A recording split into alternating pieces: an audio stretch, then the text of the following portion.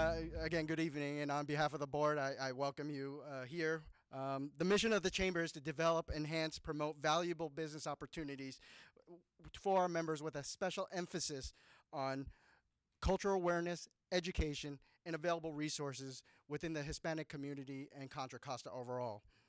I want to make sure that we mention that we are a nonpartisan group and we do not favor any party lines, but we are concerned about the issues that affect small business, and that's why we have this candidates forum. I'd like to make an introduction to our Chair of Government Affairs, Carlos Alarcon. Carlos, when you get a chance. And I also like to thank our sponsors, AT&T and PG&E, for this evening. Thank you. Thank you, Johnny. And I want to say also thank you to all the support staff and all the folks at our chamber that have helped provide for this event, help make it happen. I want to thank the city of Walnut Creek for giving us such a great place to hold this. What a nice place. Thank you for that. And also, special high five to Matt, the guy that was just at the door back there, as he really helped out this afternoon, as did Susie Martinez, the city clerk. So thank you to them. Again, my name is Carlos Alarcon, and I want to welcome you to tonight's candidates forum for the California 16th Assembly District. The district consists of suburbs east of the Berkeley Hills, La Miranda, the Tri-Valley. It also includes the cities of Dublin, Livermore, Pleasanton, Alamo, Danville, Lafayette, Moraga, Orinda, San Ramon, and Walnut Creek.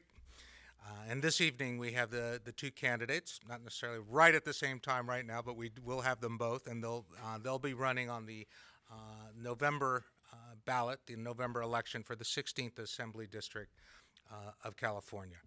They are Catherine Baker and Tim Sobrante. The format for tonight's forum consists of the questions the questions the chamber and chamber members and folks that are here tonight have composed. Each candidate, as we move along tonight, will have 2 minutes to answer each question. There will be no debate and likely no rebuttal. Okay. We ask the candidates that they respond to the question as stated. The audience will be able, or you have participated by filling out index cards, and we have selected some questions. We will give you 2 minutes for your final closing statement, and this is your opportunity to discuss your views with your constituents, and specifically those as part of our membership, the small business community for Hispanic business owners. So we have an opening. We asked you for an opening statement, and it only has a couple of requirements. And the question is why are you running for the 16th Assembly District seat? And we asked that you include in that response, what are your two top priorities for that seat? Sure, great. Well, I just want to start first by thanking the Hispanic Chamber for this forum, thanking the city of Walnut Creek for. Oh, that might help. So I think we'll start over. Well, I want to thank the Hispanic Chamber. I want to thank the city of Walnut Creek for offering the venue, and AT&T and PG&E certainly for being co-sponsors, and thank all of you for being here today. I think for me, the two primary reasons, the top issues for me for running are education and jobs. Those are the two biggest ones, and those are two areas that I have a lot of experience and background on. Certainly as a classroom teacher, I could say that right now is arguably one of the most transformative times in public education in the state of California, at least in the last 50 years. When you talk about how we're funding schools, changing the local control funding formula, establishing local control accountability plans, establishing the Common Core, which changes what we teach and how we teach it. This is a transformational time. It's also a time of crisis, particularly as it relates to funding for higher education and some of the opportunities that exist for our students outside of K-12. So that's an issue that I want to tackle, and being a classroom teacher, certainly have a lot of experience there. And then when it comes to economic development and jobs, for myself as mayor of Dublin, this has been an area that we have been a leader on, been recognized by the Silicon Valley Leadership Group as the best city in the Bay Area for our approach to attracting and retaining jobs. So I want to take that experience, that focus, and bring that energy to Sacramento to help really focus on job creation and economic development in the state. Thank you, and thank you for being timely. Also, so I'm going to ask you the same questions that I will ask Catherine as she arrives, and in the same amount of time. Okay, so first question is how would you improve California's business competitiveness? Okay, and the IEs are taxes, regulation, that sort of thing. Sure, and what I would say is this. I think when it comes to business competitiveness and economic development, you traditionally have heard Democrats talk about the importance of investments in education and infrastructure. And they say if you do those things, that's going to really help lead to job creation. And you hear Republicans talk about taxes and regulation. If we just slash taxes and slash regulation, that's going to create jobs. The reality is you need a holistic approach, and that's one of the things that I see based on my experience as mayor is you need to do all of those things. You need to invest in education and infrastructure. That helps improve our business competitiveness. But you also have to look at business incentives, seeing what can be done, to enhance business in terms of tax credits, for businesses that are adding jobs here in the state of California and doing the right things. You also have to look at the tax and regulatory environment and see what can be done to make us more competitive. But there's other issues beyond that. Housing is a major one. That's one of the reasons in terms of affordable housing. That's a challenge for business competitiveness, for people for their attraction, for their employees. So that's an area we need to focus on, certainly in this state. And, I think when you look at all of it holistically, that's what's going to improve our business competitiveness. And that's why we have to tackle it from that holistic standpoint. So I'll go back a bit.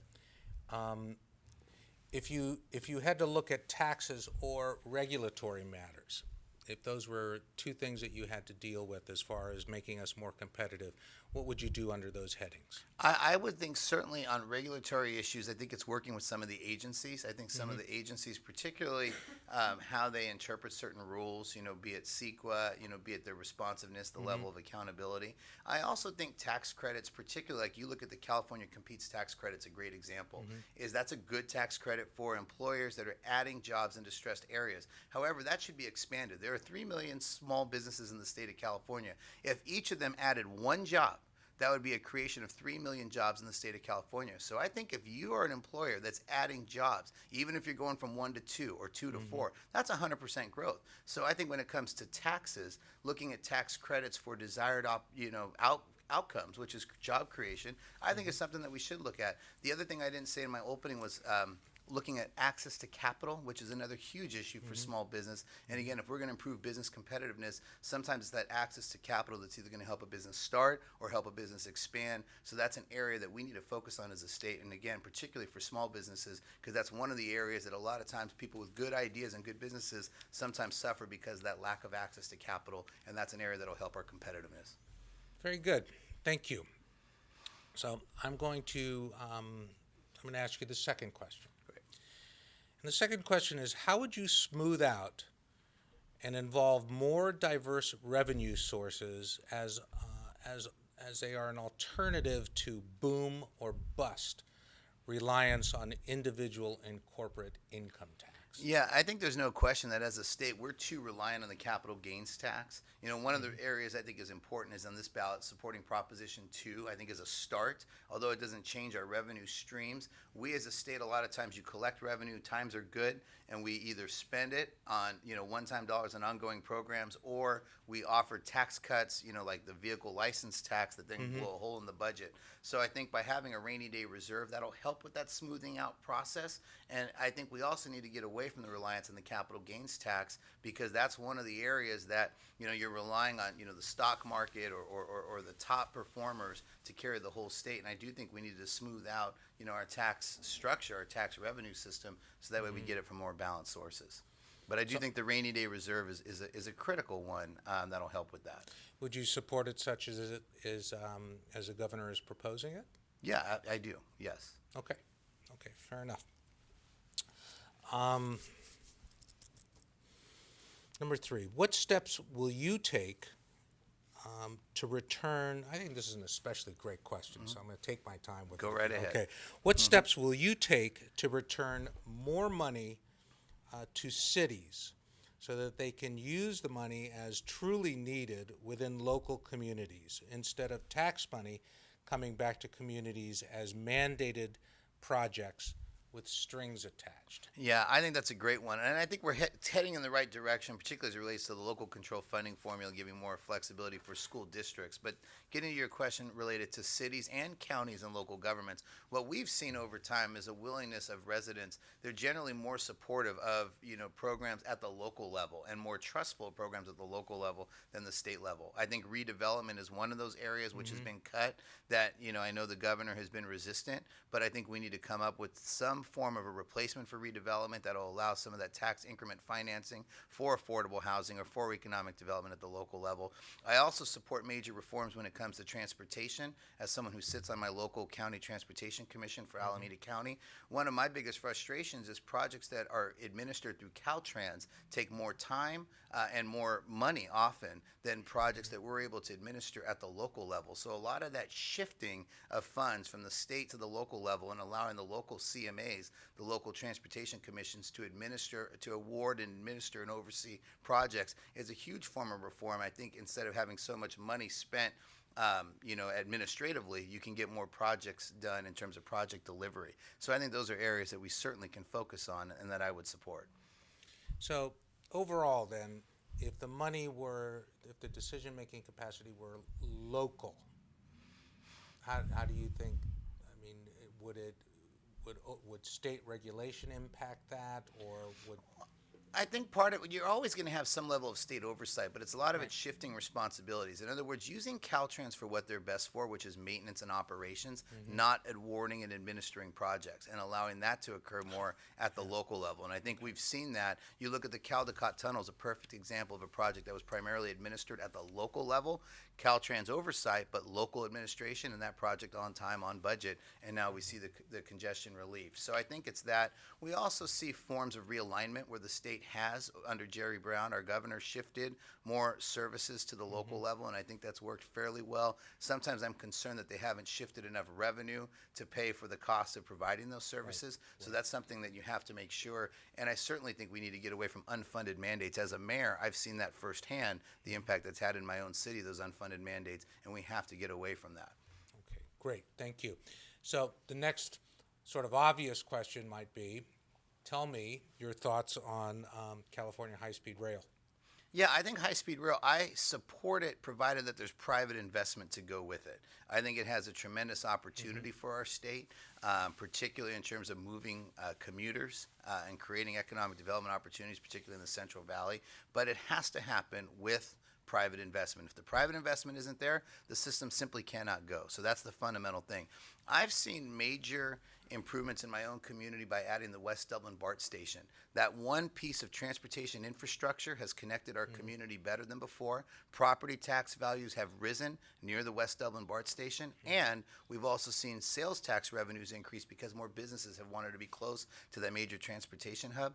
That opportunity exists throughout the state to improve property tax and sales tax revenues by having that connectivity. The other thing that I think is really important is obviously there's job creation indirectly from building out the system, but when it comes to housing, you have communities like Silicon Valley with a 16-to-1 jobs housing imbalance. So what you have two options. You either produce more housing near transit, that'll help with some people, but people who don't want to live in higher density housing near transit, if they want to live in more traditional single family homes, they're going to move further and further out away from the job centers. They're still going to need to get to work. High speed rail provides that opportunity, but again, it has to be a private investment.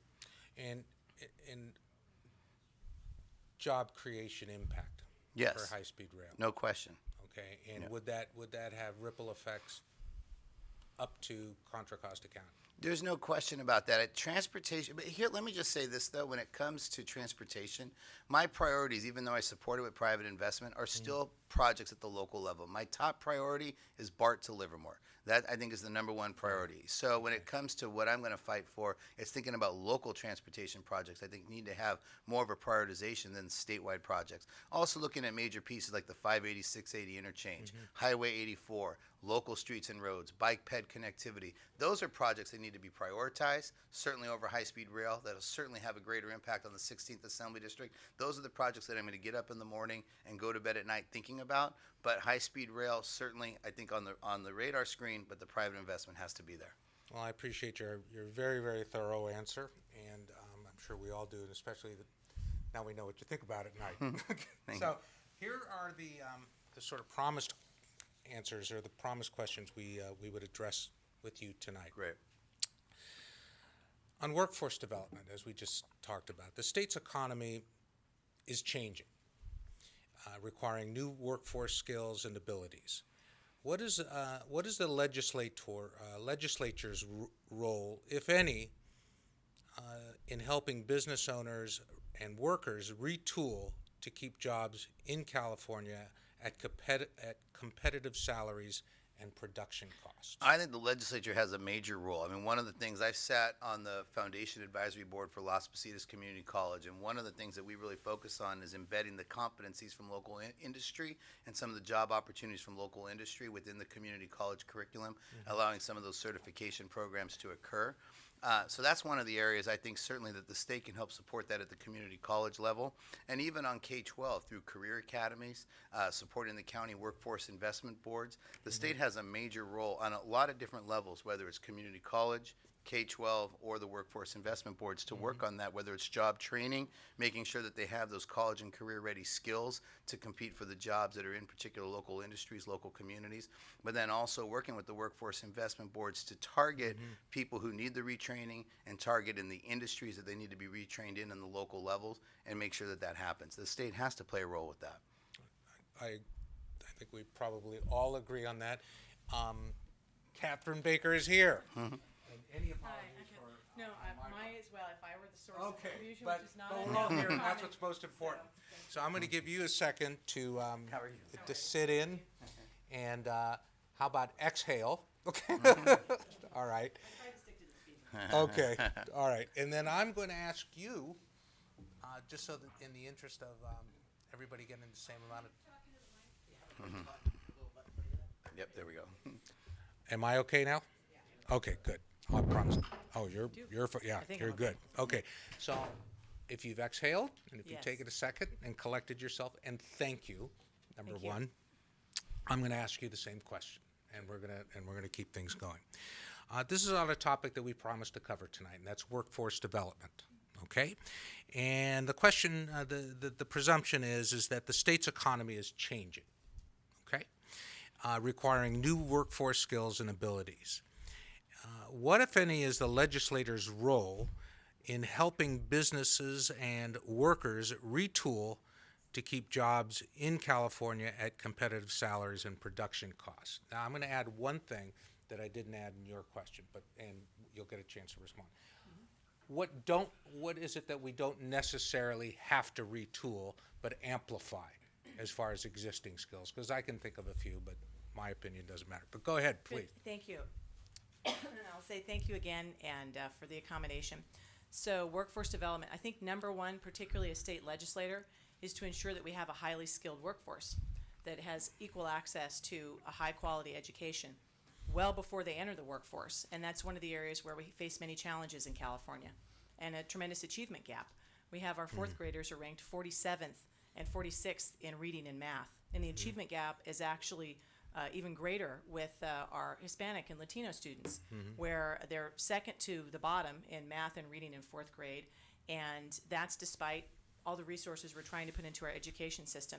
So number one is to ensure that our education system in the state provides everyone with a high quality education, and that we're making the reforms that are necessary and that are a very big part of why I'm running to begin with, to ensure that education is possible. We have very outdated ways in which we operate our education system. We have a very old tenure system. We have a dominance of seniority that rules every decision just about with respect to our teachers and our principals. And we're not putting enough resources into the two greatest assets we have in our schools, and that's teachers and principals. We need to do that. So it starts with a quality education, and you can't brush over that, particularly when you're talking about what role a state legislator and state government has. And that is a tremendously large part of my platform and my whole reason for running for assembly to begin with. Secondly, many of the workplace development and workforce development issues also go to making it easier to create and keep jobs here to begin with, regardless of whether or not we retool. California has become pretty anti-job, and you see it particularly in the manufacturing area. Since 2001, we've had a 34% decrease in manufacturing jobs in California. These are jobs that you don't have to retool. Maybe you change as technology comes about.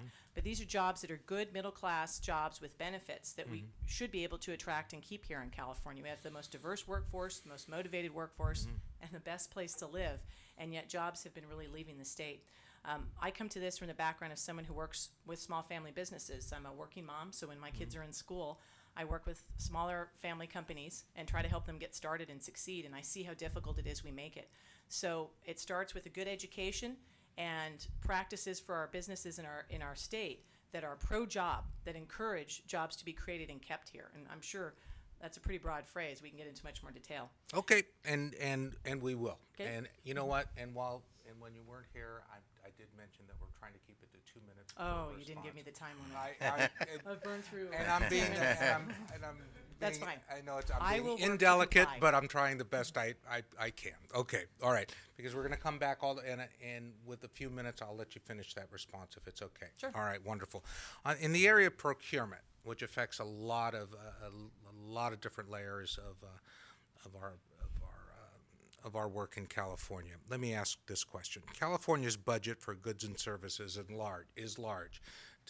Needless to say, what are we? The 8th largest economy in the world. So what is the legislature's role, if any, in ensuring that smaller suppliers, especially women and minority-owned, are qualified and able to compete in the supply of goods and services as the economy begins to return to full speed or some speed? And this is for me? Please. Yeah. Well, first of all, a couple of different things that I would say you focus on procurement. And we have some experience with it just in the last few years. The businesses that were harmed the most when the government wasn't able to pay its bills, when we couldn't reach budget deals and we couldn't come up with a budget by the end of the fiscal year, were the smaller and minority-owned and women-owned businesses. That there are a variety of state programs that offer incentives and ways to market to those businesses. So when our requests for proposals come through, you got to make sure they get out to them. But you can do all the marketing in the world, but if you're not paying them, that really jeopardized many. I had clients who were women-owned businesses who often fall into some of the same program incentives that are run by the state government that were very close to going out of business because they weren't getting paid, but they had to continue to pay the bills. Number one thing we do is we make sure that never happens, that we are getting a budget passed on time, and that we're doing a fiscally responsible budget that is not a burden on us and creating more debt for us that we can't pay, and then pass on to others that they'll have to deal with. So that would be the number one way. And the second one is to make sure that we're doing outreach, particularly with new technology and in a variety of communities, to identify getting those requests for proposals out there that are fairly competitive. You have to have a competitive bidding process, but you really have to do aggressive outreach. And I see it in a variety of ways when we think of one community, but we don't think of another. And California is very diverse, and at more local levels, even county levels, you'll see a better ability to match those requests for proposals to your demographics. Okay, wonderful. Thank you. Same question. I think it's a major issue. I think procurement, and based on my experience at the Alameda County Transportation Commission, I mean, one of the things when we go out to bid, we make sure that we give a priority to qualified firms in Alameda County when we put out RFPs. And I think in the state of California, we can be our own engine of economic development. You think about how vast the state is, how vast the needs are, and how many businesses, both large and small, are in the state of California. And if we had that prioritization and outreach to California businesses to compete for those opportunities to bid on projects, be they transportation projects, be they solar energy projects, be they just providing the paper and pens and pencils, I mean, office supplies, you name it, that's something that we really need to focus on California first to qualified companies. On a big level, look at the Bay Bridge, you know, the steel from China. There's a steel plant right in Pittsburgh. My uncle is vice president of operations there. Think about how many people could have been employed putting the steel on the bridge if they had been local here or to another qualified, you know, steel manufacturer in the state. And then as it relates to small business, a lot of it really comes down to technical assistance. How does a small business owner even know how to approach the state? How do they even see the RFPs? So a lot of it's getting the RFPs out there in terms of outreach and using technology, but a lot of times it's workshops, it's webinars, you know, it's really focused on trying to make sure that people have the opportunities and that awareness, and that the state has a responsibility to provide the technical assistance so that those small businesses know about those opportunities. Well, I can speak to that a little bit. I'm a small business owner, and I have a very esoteric business as a mediator, providing conflict resolution services. And I'm in touch with the state of California, Department of General Services, Caltrans, and all that sort of thing.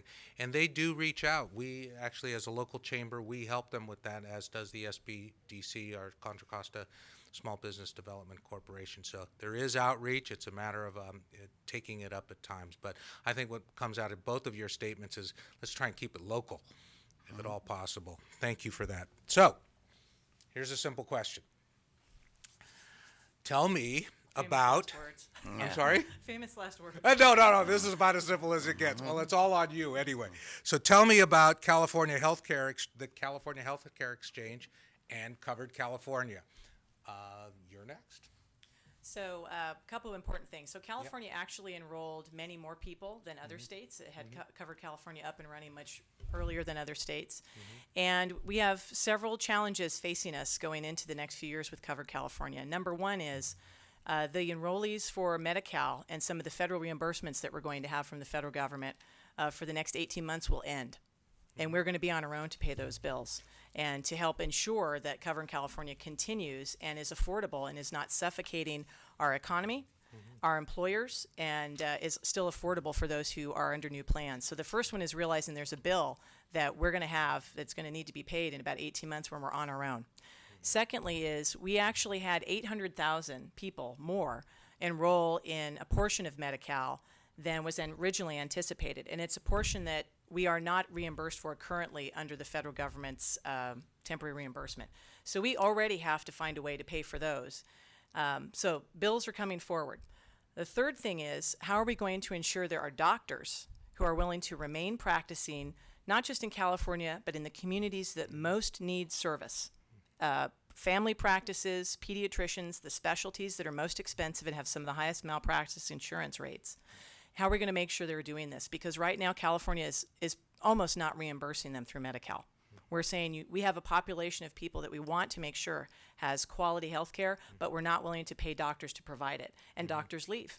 I see this in family practices that we represent in our business when they're not allowed to charge even enough to cover keeping the lights on because they want to see those patients, but they have a choice. They either don't see them at all, which means they don't get care and they end up in an emergency room, or they don't get something that they can stay in business. And so the Medi-Cal reimbursements we really need to tackle. We need to make sure that we have enough doctors in the pipeline through medical schools located in California and through the residency program. Something I've learned is that doctors generally locate very near to where their residency is. It's where they've begun to build a practice and a network. And California, for the size of our state, has just a pittance of the residency slots that are allocated. And so we need to advocate for changes to that to make sure that we can pay the bills that are coming up in the next few years and also provide medical professionals to serve our population. Thank you. Yeah, I think in terms of the Covered California, I mean, I'm certainly supportive. I think it's encouraging to see how many people have signed up through the first year. I think we have a lot more work to do. There's still people who haven't gotten coverage yet, who haven't gotten full coverage. So we need to continue to provide those opportunities. But I think it's also focusing on the quality of the coverage. And I really do think it comes down to making sure that they're getting quality care and having that access. Because at the end of the day, in addition to this being a moral issue, if they don't have coverage, that becomes a huge cost burden on families and on businesses, especially if they have to pay for expensive procedures later on or in the emergency room as opposed to getting the preventative care that they need. So whether it's Covered California for those that are in the system or whether it's just making sure that all Californians have access to proper preventative services, that's a huge way to keep costs down. And then the issue of Medi-Cal reimbursements goes beyond just Covered California patients. That's a huge issue because some of the coverages under Covered California don't have, full coverage because some plans don't even accept it because the Medi-Cal reimbursements are so low. That's a major issue that needs to be addressed. The number one healthcare priority of mine is making sure we get those Medi-Cal reimbursements up because right now the other thing is when we don't reimburse through Medi-Cal reimbursements, other Californians that aren't under Covered California, their premiums are going through the roof because the health insurers are basically making up for the cost because the Medi-Cal reimbursements are so low, so they're passing on those costs to families and businesses. So that issue has to be addressed to help keep healthcare costs down for everyone. Thank you very much. And I guess we'll cover the exchanges part some other time. Okay. So in this series, last question, and then I know you have some time constraints. We'll try to get you out on time, and then we'll take it to asking you some questions. And what we will do with some of the audience questions is we may post them on our site or something like that and give you the opportunity to respond to those in writings if you're okay. Good. So education. What is your position on the federal Common Core state standards for public schools? Do you believe it is a benefit or a risk to our children's education? Why? If you feel it is a benefit, please name the top 3 benefits, if you can, or if you would, from your perspective. And if you feel it is a risk, please name the top 3 risks from your perspective. Who's got that one first? I believe you finished, right? Yes, I do. Yeah, okay, you're next. A couple things on Common Core. I come to it from a parent who's actively involved in our local schools, and I'm right on the front lines of how it's being implemented. I have 2 11-year-olds who entered 6th grade last week, and Common Core has been implemented in our Dublin School District for the last couple of years. And so I'm seeing right up front and working with many parents and teachers on how it's being implemented in our schools. A couple things. First of all, I don't think California had a problem with its standards before. We had some of the most rigorous standards in the country that other states were emulating and adopting. We weren't meeting those standards. And so every few years we take our education system and we pick it up like a snow globe and shake it. Whether it was new math or holistic reading or STARS testing, that happens about every 12 to 15 years. And right now my family and many others are experiencing that change. We kind of see where the snowflakes are going to fall and we do it again. And so my approach to Common Core, well, first of all, that's background perspective. Secondly, I really do believe that there are concerns and I think there are risks. Okay. I don't see it getting repealed in California. I think the number one issue that we need to focus on and that I will be focused like a laser beam on is number one, making sure that our school districts have the maximum flexibility and local control for how they want to implement it for their schools and their population. And you often see mission creep in Sacramento where they say it's going to be local control and then it isn't. But that's a number one area. And the second, I'll probably be a very vigilant watchdog, working closely with parents and teachers on how it's being implemented. Because some states have begun to pull out of the Common Core. Some have replaced it with something radically different, and some have replaced it with something not all that different. I don't want us as legislators to just bury our heads in the sand and say, hey, we made this big change, we put $1 billion into it, we're moving on, we're not looking back. I will be a vigilant watchdog as Common Core is implemented to ensure there's transparency, that there is testing that is made available publicly and to parents, and that we're actually meeting the needs of students and not putting them through an experiment with standards that may not be as rigorous as necessary in their one time in their life they get to have a good education. Very good. Thank you. Yeah, I wholeheartedly support Common Core, and I think it's one of the key things because I think the key with Common Core, one of the chief benefits of it, is the fact that it links the skills that are needed in career readiness in colleges with the educational system, and particularly when it comes to critical thinking, problem solving, writing, which are some of the other benefits of it. I think those are the areas that it really has ramped up and has tried to embed the competencies that are needed in industry with the local schools, probably in a more meaningful way than we've ever done before. So that's one of the main reasons why I support it. The other thing I think that's a chief benefit is we're seeing a lot of professional development and real conversations in district after district focusing on what's happening in the classroom and on professional development, really guiding teachers and really thinking about what they teach and how they teach it. And part of that money, and I agree with Catherine, is the fact is that the money that we've invested so far is just a small amount in terms of that professional development. That professional development has to be ongoing because as a classroom teacher, I'll tell you, the old standards, they were adopted, and then there was not a whole lot of professional development and support over years to help reach those standards. And then we wondered, well, how come the kids haven't gotten there? So you have to have that ongoing training and support in local districts and engage communities. And I think the LCAP process that has parents and community members as part of the Common Core implementation, I think is a key part of it, and I think is a key benefit of going to this new system. So let me ask you this, 30 seconds each, and again, I realize you have time constraints.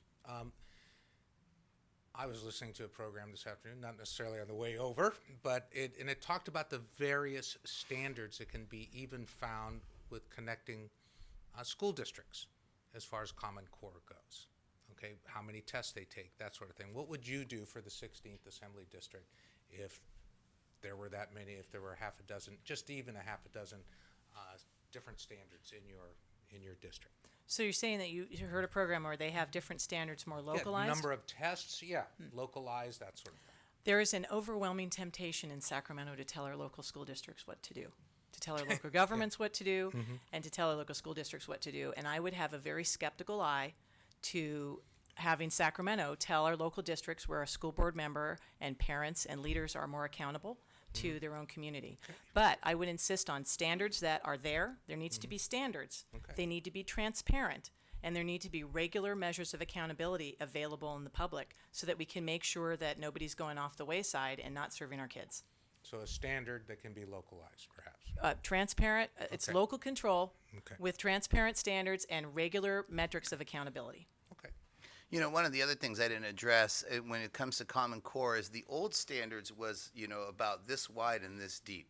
The other key difference with Common Core that I think is really important is it goes a lot deeper in fewer subjects, but I think it's that depth that I think is the real key. And I also think the Smarter Balance Assessment Program, that is a much better testing system than we had in terms of the old STAR testing. And one of the other things about the Smarter Balance Assessments is they are using computers. They're using technology. So it's a way to infuse more technology into the classroom. And then as a byproduct of that, that technology, once it's in the classroom, can be used for better instructional training and purposes for the development of students.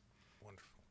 So I realize you have time constraint, and we're gonna move on and with your permission, ask the same questions that we did of you under the same conditions. Catherine, you'll be on your own, and I want to thank you very, very much. Because I can stay, but there's no more questions for me, right? Because now you're going to ask Catherine the questions Right. that I had early. Okay. Right, and then we'll try to give you a couple minutes for a closing statement. So, are you ready for questions? I'm ready. Bring them on. Okay, good. All right. So, how would you improve California's business competitiveness? And I had to practice saying that, i.e., taxes and regulation. Sure. In 2 minutes or less, I will try to address that one. But I've spoken a little bit about how I am right on, again, the front lines of working with businesses in this area, small family businesses as well as nonprofit employers. I'm also an employer myself. I serve on a nonprofit board where we have a compensation package we have to design every year for our nonprofit employees. And the number one thing we need to do is stop micromanaging our businesses. Allow them to have some flexibility, some predictability in what they're faced with, and some stability than what the state is offering and demanding of them. So California has the highest corporate tax rate. We have I think we have the highest sales tax rate. We have some of the highest energy costs, gasoline's second highest prices. I think we've been ranked as the 48th worst regulatory environment to do business. And you can see the evidence of that, not just in the Teslas and the Toyotas that have left, but just our own local employer. Chevron's one of the largest employers in this state. They sent 800 people to Texas last year. And so the number one way is to bring that stability, that predictability, and less micromanagement in the business. And there's just some real simple examples. Our workplace rules are incredibly rigid and inflexible in our modern economy. For example, California is one of only 4 states that rigidly insists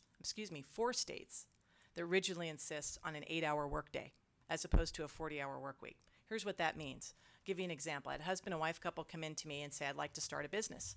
And it's a fitness business, and they would like to have more moms who want to work outside of the home part of their time, maybe 2 10-hour days, less than 40 hours a week, so 20 hours a week, but 2 10 hours a day. California says, no, you have to pay overtime for those 2 days, any day that you work over 8 hours. And we make so few exemptions to that only 2% of employers in the entire state of California have an exemption. And the exemptions are rigid. That's not a modern economy. That's not modern for getting people off our roads and having more flexible work arrangements and for allowing people to be more active participants in our economy. So that's just one example of how we can have less micromanagement and more flexibility for our employers in the state. Great example. Thank you.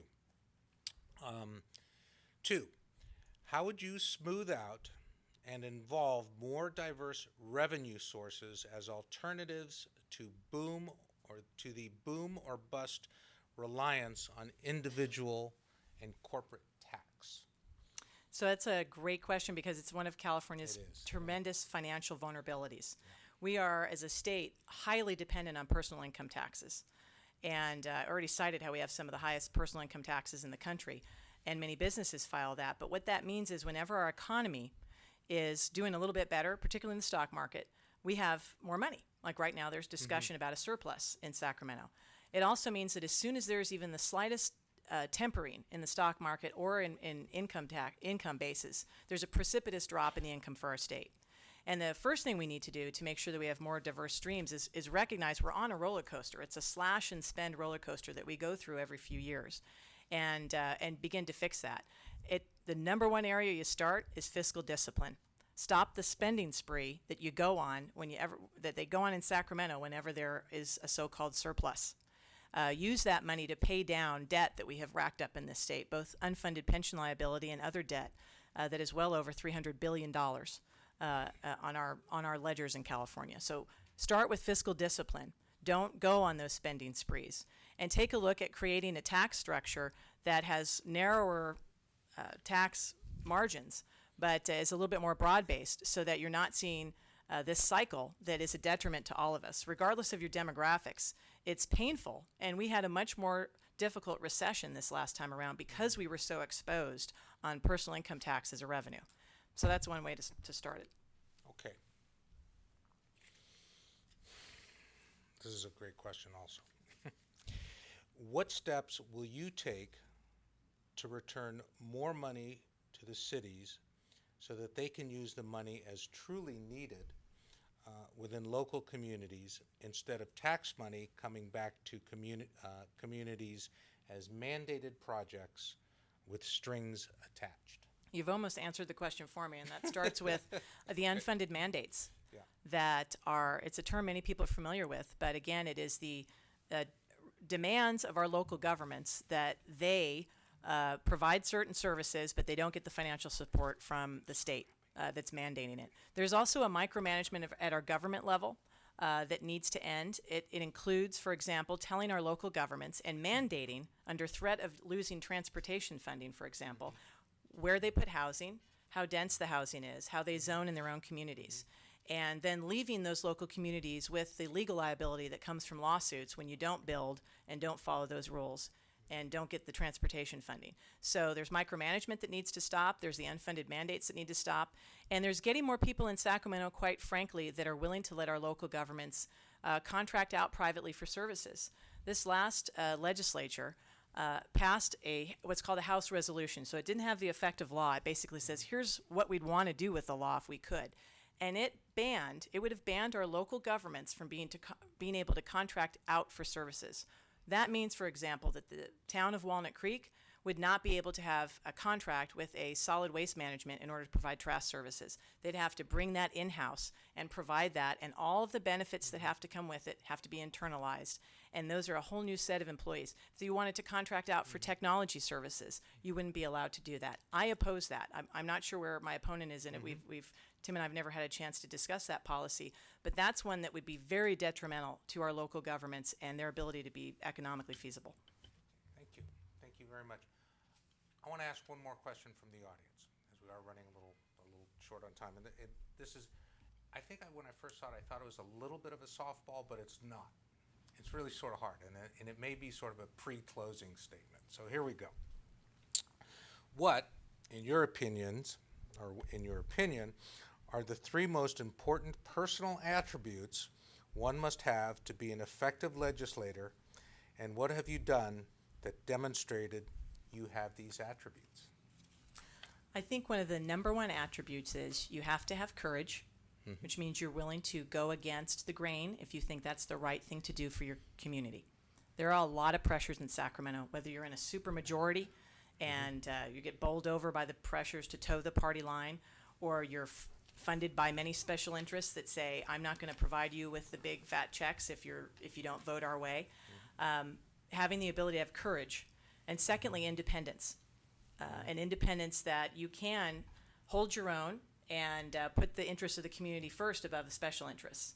And I'm proud to have the endorsement of the Contra Costa Times, which said I would be not only well prepared and moderate and fiscally responsible, but independent. And just about an hour before I arrived, I got the endorsement of the San Francisco Chronicle that said, not exactly a right-wing publication, that said I would be a very independent voice. Those are endorsements coming from other people. I'll give you real evidence. There's a whole game that gets played in campaigns that I've learned about. This is my first elected campaign, and that is that you get submitted several questionnaires from special interest groups, one that you might agree with on a lot of things and one that you might not agree with anything. And they send you these questionnaires and say, can you fill these out and give that to us? And if we like your answers and you make this pledge that you'll vote this way or you'll fight for this policy or you'll oppose that, we'll give you money and endorsements. And I don't play that game. And I think anybody who has filled out those questionnaires, and many candidates have, post those answers to the people whose votes they're asking for and be very transparent about it. I don't have any secret conversations with anyone, regardless of there being a questionnaire involved. But if you filled out those questionnaires, you should post them and make them available to people, because it shows an ability to maybe break with your own party that doesn't do that practice, but break from the special interests and be totally transparent. Great. Thank you. Great. I think the most important qualities, I think number one, it starts with honesty and trust, and making sure that people know that when they talk to you, when you say things, that your word is sacred, that they know that they can trust you to do the right thing, to stand up for what you believe is right. I think I certainly have that record as mayor, and part of that is, there is an element of courage that goes with that, because sometimes as a council member and as a mayor, you're in a room, and sometimes the room is, maybe they disagree with you, and they, but if they know that you're doing what you believe in your heart of hearts is right, and in all sincerity, and when you tell people where you are in a position one way, and that you stick to that, I think those are really important issues. I think also being accessible is an important trait. Certainly one of the things I'm known for as mayor is being very accessible out in the community, out in, in terms of doing neighborhood events, going door to door, talking to people, whether it's as a council member, whether it's as a mayor, certainly as an assembly candidate. I think that level of accessibility is really important. And I think the other thing is having a vision. And I think having a vision for what the needs of the future are. I know one of the things that we get a lot of credit for in Dublin is being a forward-thinking city, a city that looks not where the puck is now, but where the puck is going, as Wayne Gretzky would say. Being ahead when it comes to water recycling, being on the front end when it comes to solar energy, being on the front end when it comes to strategies around business development. So I think vision is another very important trait that's needed in your leaders. And I think I've demonstrated all of those traits based on my public service as a council member and mayor over the past decade. I'm going to ask you for a favor, and thank you. Number one, I'm going to ask you for a favor. I had a follow-through question or follow-up question on one of the issues, and it asked your ideas on California high-speed rail. Would you mind if I submitted that to your colleague? Thanks. The question was generally this. If I remember correctly, as workforce development, tell me about high-speed rail, the impacts, what we'd like to see in your district. Sure. Well, certainly making major, smarter infrastructure investments in California is a tremendous way to help our workplace and our employment and our economic condition, as well as just our workforce development. There may be a day for high-speed rail in California, but the current project that the governor is pushing is not right for us, and I would support repealing it. If getting it back on the ballot in a way that's cost affordable without a signature process, but vote by legislators, so those in the entire state can say, hey, we've looked at what's happened with this since it was passed and we don't support it. It has operating deficits as far as the eye can see. Ridership is already predicted to be 2/3 of what was originally sold to voters. No private money will go anywhere near it. And the costs originally tripled almost right after it was passed, and now they're currently double. And there isn't the kind of consensus around it, which you really need to have in your public works projects, but particularly ones with that high a dollar price tag. So first of all, it doesn't pencil out financially. It doesn't have support of our community. And there are so many other infrastructure investments we can be making that would have a more immediate regional and then statewide economic impact for all of us. That includes rail investments. That includes having another corridor besides 580 for those in the Bay Area to connect to Interstate 5. Right now there's a bottleneck that we both see every single day, I'm sure, when we look on 580 and the 680 interchange. That's a wonderful investment that wouldn't be inexpensive, but could really benefit so many more people, I think, across the state than high-speed rail ever will. So I oppose the current project, and I would fight in a very cooperative way with the governor to get it off, to get the plans away and make smarter infrastructure investments that we've got to do. This is an area of difference between my colleague and I, and I think it's an important one because it's going to affect the kind of debt and spending that we have going forward. Okay, well, thank you very much. So I want you to, if you can, take another couple minutes each, and start with you, Tim, on our closing statements, Okay. if you would. Great, thank you, and thank you again for the opportunity to be here today. Just a little bit about myself. I'm 5 generations in the East Bay. My family came to Contra Costa in the 1800s. I personally grew up in Dublin, returned after college to be a teacher and coach at my alma mater, Dublin High School. I'm proud of my service in the classroom for the last 17 years, and I'm proud of my service over the past decade as a council member and mayor. And with that service comes a record. It's a record of accomplishment that I'm proud of locally, but more importantly, it gives me a sense of what needs to be done at the state level to help address the needs that we have both now and in the future. I'll say this, one of the frustrating things to me as I talk to my family is talking about the golden era being behind us. And one of the things that we see all around us is the aging infrastructure of our state. We see the aging infrastructure of our K-12 schools. We see the aging infrastructure of our colleges and university. We see it with our roads and our highways and bridges. We see it with our water systems. We see it with our energy systems.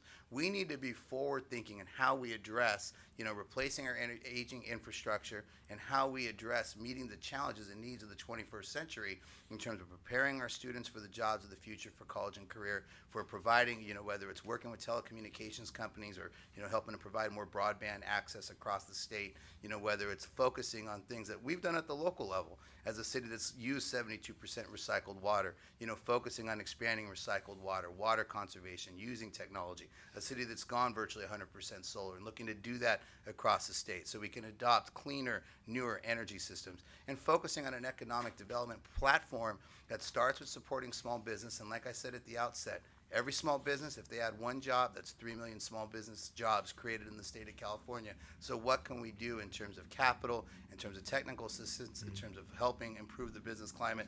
These are all things, and that's, if we focus on economic growth, that's what's going to provide the revenue to pay for the expanded services and infrastructure that's needed in the state of California. Those are the issues I'm running on.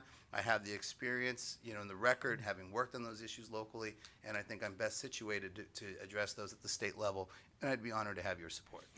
Thank you. Thank you.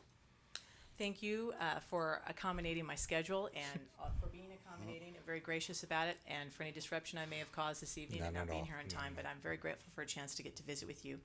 I usually like to start, even in closing, by telling folks why I'm running. I'm not usually asked that directly, why are you running? It's why on earth are you running? What possessed you to run? And tells you a little bit about me and my priorities. I have 2 reasons for running, and they're very specific, and they keep me well grounded every single day in what I do. And their names are Kate and Alex. They are my 11-year-old twins. Very efficient, had a boy and a girl all at once. And as anyone, whether you have children or not, you want to see your state successful. You want to make sure there's an education system that's providing a high quality education. You want to make sure our economy is thriving and stable, and that we're financially stable and we're not a burden on the next generation or ourselves.